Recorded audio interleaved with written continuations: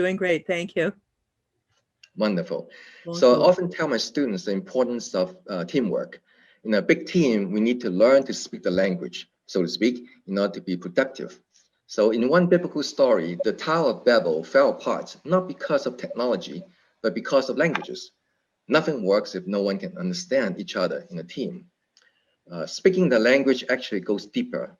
It requires thinking in the language or putting ourselves in their shoes. It reminds me of the 1982 film Firefox, starring Clint Eastwood. Have you seen it? No, I haven't. Okay, so let's take a look at a clip. Great. But this is very important, Mr. Gant. You must think in Russian. You cannot think in English and transpose. You must think in Russian. Do you think you can do that, Mr. Gant? Yes, I can. So it's truly eye-opening when we can think in a foreign language. It also reminds me of the 1994 blackout in Los Angeles. Many LA residents looked up in the sky and saw the beautiful Milky Way for the first time. And some people were so scared that they called 911. So let's talk about languages. We're lucky again to have Dr. Laura Wilhelm with us today. Laura has a doctorate degree in Russian language and literature from the University of Kansas. So she speaks 7 or 8 languages, including Croatian, French, Italian, Russian, and of course, English. So what are the most widely spoken languages in the United States and why? Well, the one I'm speaking right now, which is a mother tongue, is English. And that is spoken by just about everyone in the country, at least as a second language. It is, however, not the official language. It's the language of politics and news broadcasts and public health announcements and so on. So it's definitely advantageous to know English, but it's not the official language. In fact, there are over 350 language groups represented in the United States. We have a large Native American population that's tiny little groups of people speak languages. And United States is widely known for accepting immigrants from all over the world. So we also have quite a few small splinter groups of immigrants that speak their own languages and usually English as well. Yeah, why do you think we don't have an official language in the US? I think it has to do with the emphasis on independence, that it's as the same way that we have freedom of religion. You know, we have freedom of language. It's up to people to speak English or not. That's amazing. I think it's always to their great advantage, and you are a person that has mastered it very well and made a successful career because of it. You're the kind of person that you could point to and say, those are the advantages of speaking English well. Not everyone is willing or capable of mastering the main language of the country. So that's considered to be their choice, just like voting is their choice. Mm-hmm. It may not be in your best interest not to vote, but it's up to you to do it or not. You're not forced either way. Definitely. That's very interesting. So which of these languages could best be used for and what purposes and why? Okay, well, the three of the most common languages in the country are Spanish, Chinese, and French. So I'll talk about those. Spanish is the most widely spoken language after English. It's represented in 43 states as the second language behind English. So because we have a large border with Mexico, we have a large country just to the immediate south of us, Cuba, where we got a lot of Spanish-speaking immigrants, and also South America. South America is a major source of immigration also. So Spanish, and then Chinese. You yourself are a Chinese emigre, and we're on the Pacific Rim. So there are over 1 billion speakers of Chinese. So it's not surprising we'd be attracting a lot of Chinese speakers as well. And then French has been popular. The French colonized the United States before the Americans. So in Canada, we have a border with Canada. It's the longest one in the world. So you have a second language. 2 official languages, Canada are English and French. So there is interchange there. And in Louisiana, there was quite a bit of immigration also. So a common language spoken down in New Orleans, and that region is also French. That was my second language. My father had it in high school, and so he taught it to me when I was little, because he figured that I would be better able to absorb it at that age. That's and wonderful. Those are all useful. They're UN languages if you're contemplating making a career in international diplomacy. Those are excellent languages to know. They can be very difficult, especially Chinese for English speakers. But if you invest the time early in life, it's you can certainly be helped in your career. All of these people are interested in doing business with the United States. So if you want to make yourself successful in international business, the language skills are useful. And This then definitely makes a lot of business sense. yeah, and I have gotten positions because of my language abilities. I'm a judge and board member on the French Riviera Film Festival, and my French abilities, the person that invited me to be on the board is a French speaker of Canadian with native French heritage. So it may be a career asset to know these languages quite well and to do things overseas. Absolutely. So what are some creative ways to learn these languages?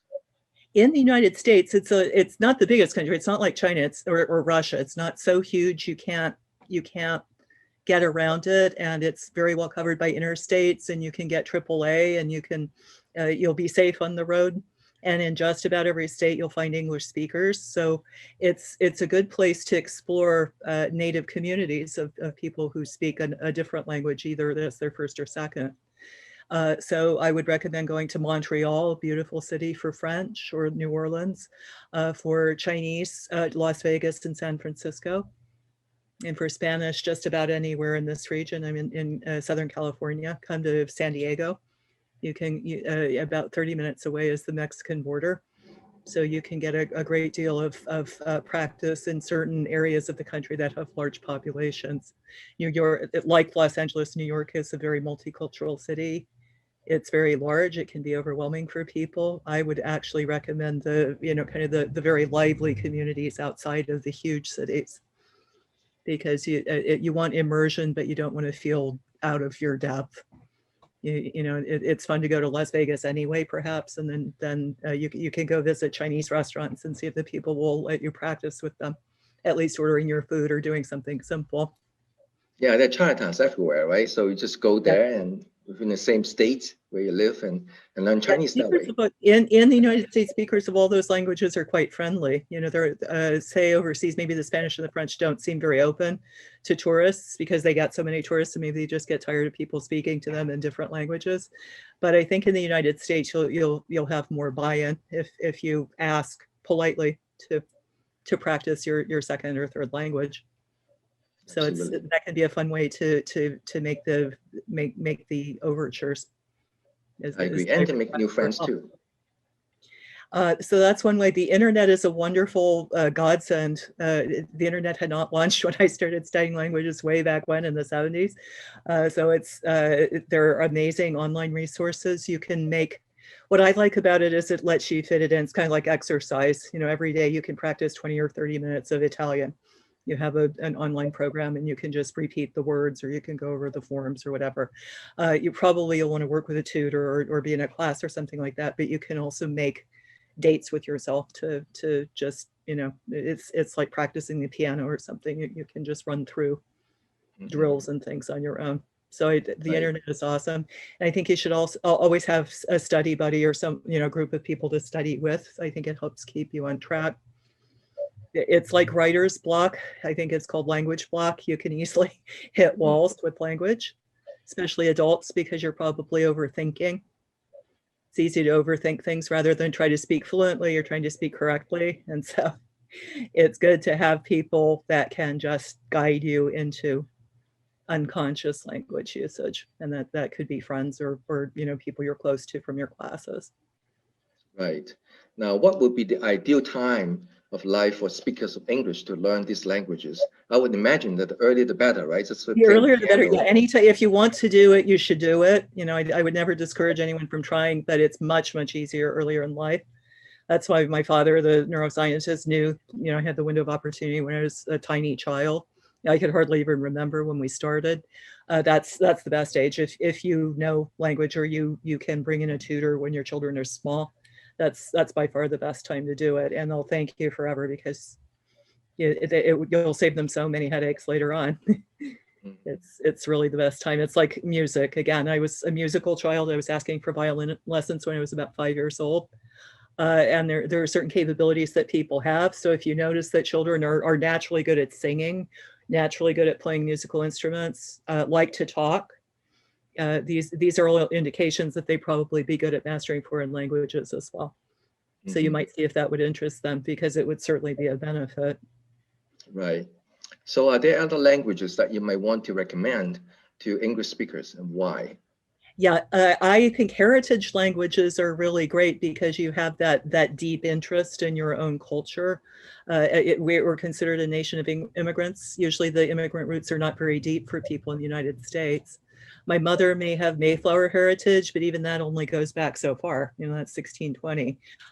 My father's family came over mostly in the 19th century from various European nations.